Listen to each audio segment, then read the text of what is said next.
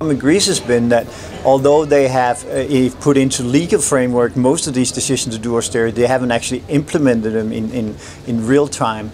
And of course, with the bloated public sector, you have an entitlement society who is not able or willing to give up on any of these entitlements over time. So you created a negative compounding story where everything just disintegrates and gets worse month by month, which we've seen by the recent increase in social tensions. So although I want Greece to have all the best thing in the world, I think ultimately they will need to do something which is outside the box.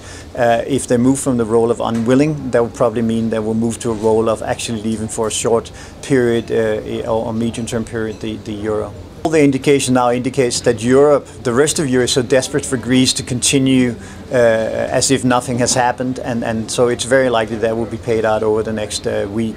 The indication we have right now is that at a conference, telephone conference between the finance ministers, we'll seek the pre-approval, and then it will be approved by the Council of Ministers again by a telephone conference. Well, I'll refer to someone who's been voted the best finance minister in Europe, Anders Borg, who recently said that it's not very unlikely, it is very likely, in other words, that Greece will leave inside the next 6 months. I think it's a relevant time period because, first of all, we have the German election in September. We don't want anything to do with Greece too close to that in Germans'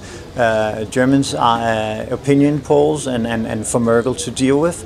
And secondly, I think the first quarter of next year will be the worst quarter of this whole debt crisis in terms of the growth, the amount of headwind you see from austerity around the world, and the lack of ability to move to a mandate for change. So we will see a recovery inside the next 4 quarters in Europe, but we need to go to a worse place first.